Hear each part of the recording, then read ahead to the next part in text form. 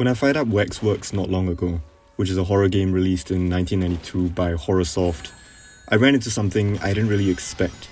The game places you in the role of a man who has inherited a wax museum from his murdered uncle. Through the various wax exhibits, you're transported across different time periods, stepping into the lives of your cursed ancestors in an effort to confront their sins and finally break a long-standing family curse. It's atmospheric, strange, and compelling in its own way. Yet the original MS-DOS version simply refused to let me continue past the very first moment. The game demanded a code. And I was fiddling around with this for a bit, but the code was found nowhere within the digital world itself. It required a physical cardboard decoder wheel that came inside the original boxed copy.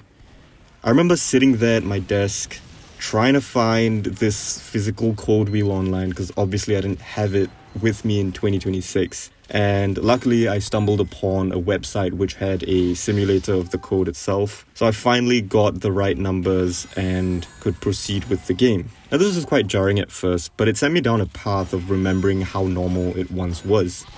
In the late 1980s and early 1990s, many significant computer games incorporated physical objects as essential parts of their experience. Take The Secret of Monkey Island, which was Lucasfilm Games' wonderful 1990 comedic adventure.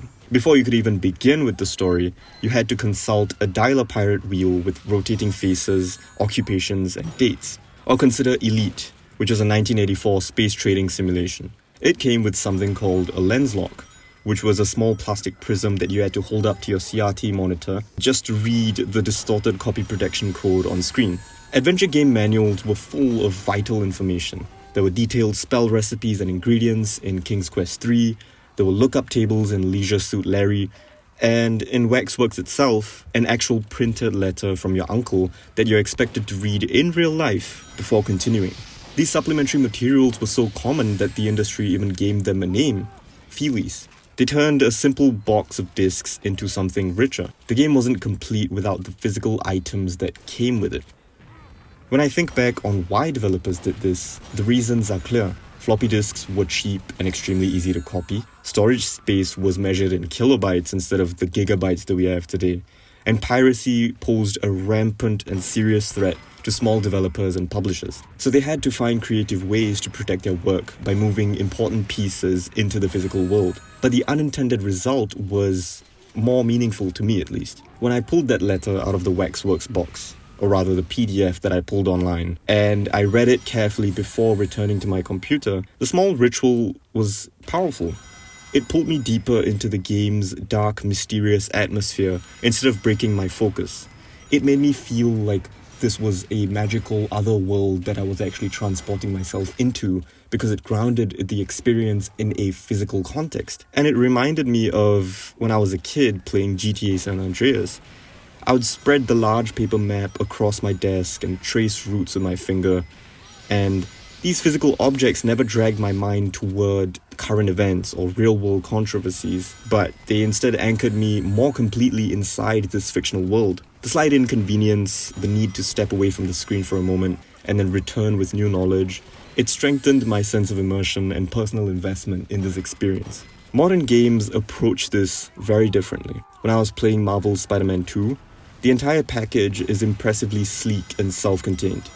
The in-game map highlights objectives for you, golden paths appear to guide your swinging, and the systems are designed so that you can put the game down for weeks and then pick it right back up as if no time had passed. Now that level of convenience is genuinely impressive, but while playing, I kept noticing how the game also brings in references to our present-day world. Street art and environmental storytelling celebrate BIPOC artists and current cultural conversations. Background details and certain narrative touches quietly evoke real-world events such as the Russia-Ukraine conflict. These inclusions are clearly intentional, but they create a very different effect from the old physical items. The cardboard decoder wheel and the printed letter in Waxworks served to draw me further into the game's own fictional reality and logic. But these modern references tend to pull me back toward the very world that I'm hoping to escape for a few hours.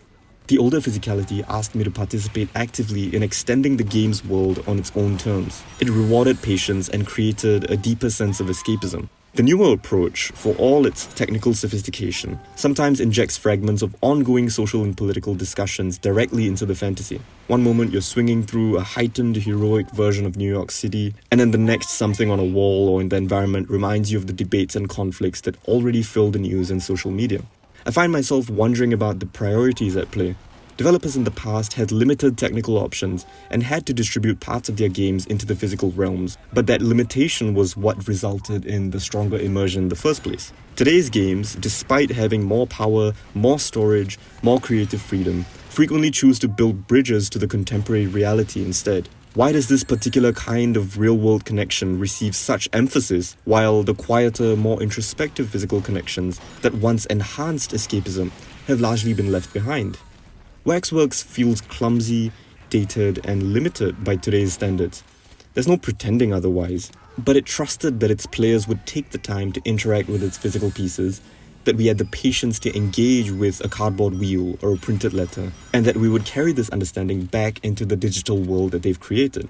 This small, slightly messy loop between the object in my hands and the world on screen created a form of escapism that felt earned and internally consistent. It treated the game as something that could coexist with real life without constantly collapsing the two together. Once you start noticing this broader shift in how games relate to the real world around us, it becomes difficult to stop seeing it. It changes not only how you play, but what kind of refuge and imaginative space games are still able to offer us in our daily lives.